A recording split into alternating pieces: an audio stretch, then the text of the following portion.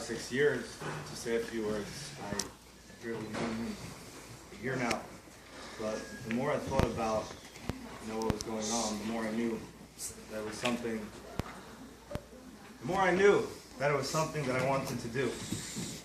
About a few weeks ago on Erev Shabbos, when I found out that Chaim David was nifter, everyone here in Yeshiva was in a major shock. We had just lost one of our own. And over the next few days, everybody started sharing their stories and their experiences that they had with Chaim David. People came from all over, from his days in Yardley, from Lev Aryeh in Israel, and from his original days here in Or Yisrael. Something very interesting started to emerge, that from all these people that didn't even know each other, yet all the stories they shared had one defining word that was a common denominator between all these stories. The word was brother. Everybody who had ever met Chaim David, had ever gotten to know him, felt that they had a brother, that he treated them like a brother. I remember we were sitting by the Shiva and someone said over that Chaim David had no acquaintances. Either you were brother to him or you guys just hadn't met yet. And that was our litch. I had the honor of meeting him about a year ago, shortly after Sukkot, on the Shabbos program that we spoke about. I was a newcomer here in Yeshiva Or Yitzchak, and I made a lot of friends, but I hadn't really reached the inside circle status yet. It was one of the first Shabbatons, and I think we were in the Hamptons with Rabbi Young and Wallerstein, and they were dividing up the rooms Friday afternoon. And I remember Litch was standing there across the living room with his brown faded leather jacket that he always used to wear, and he points at me, he's like, you're going to room with me. Now my first reaction was that I was like in trouble or something. Second one was that I probably shouldn't snore. As we all came to find out, sleep was something Chaim David took very, very seriously. But all jokes aside, Chaim David, with his incredible sense, he always had this amazing moral compass that he was in touch with that most guys our age, I know I'm not, really don't associate on that level. And he sensed that, I was new and that I needed a boost, and he went out of his way to provide that. From that Shabbos on, it was as if I had Litch's personal stamp of approval, and which led me to make a lot of amazing friends, Baruch Hashem, and it began one of the most amazing years of my life.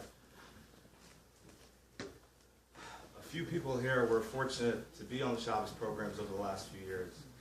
But for those that weren't, fill you in what went down there.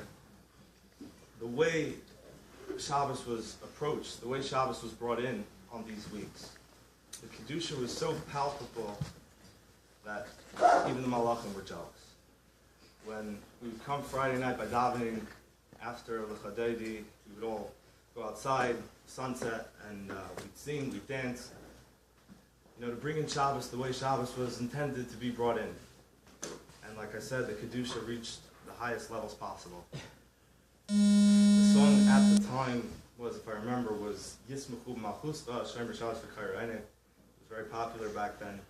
And I remember there was one week, I think it was in Vermont, with Stu Wallerstein, and we hocked him until he agreed to get into the middle and sing the high part solo.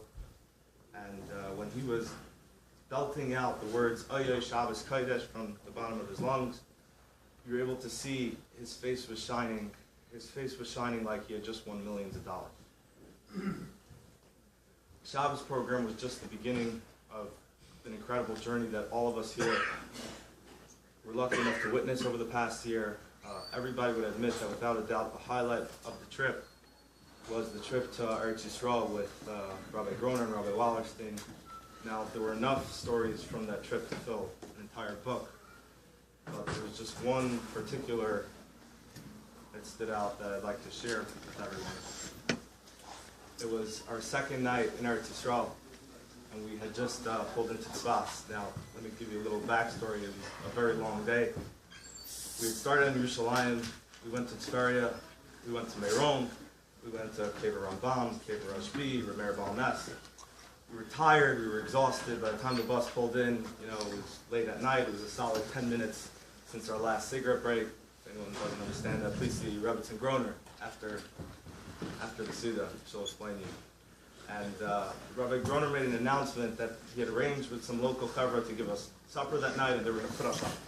Now, us being tired, cranky, and a bunch of Besser mentioned from Brooklyn, didn't really know what to expect, and we weren't sure if we wanted to know what to expect.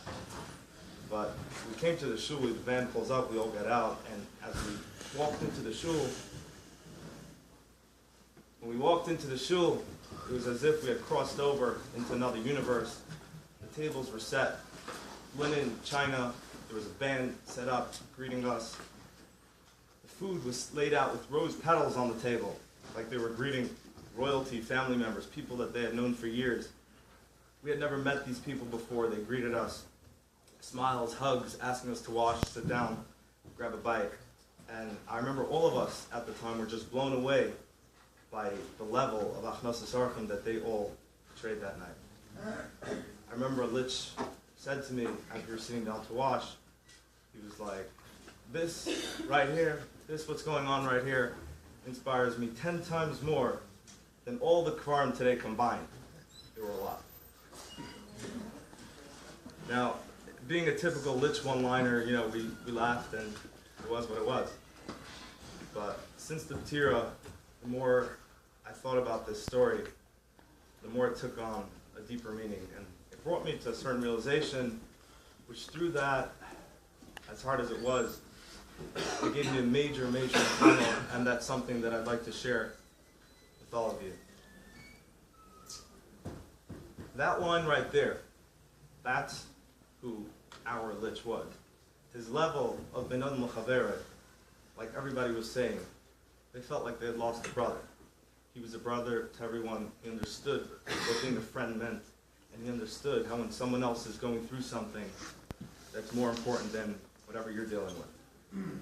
One of the things that I realized was, if Litch considered all of us brothers, then that makes us family. And what he understood is that the difference between family and friends, that family is there when the going is good, family is also there when the going is rough. Family cares for one another, family is there for one another, and family, when another family member is down, they're there and they support him until he gets back up.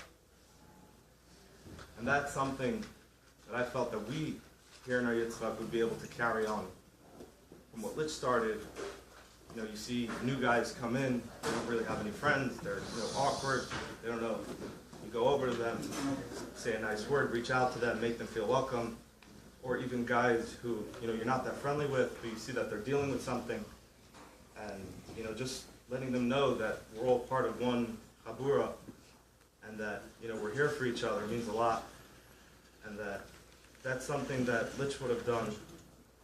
That's something, Hashem would want us to do, and also that's something Litch would want us to do.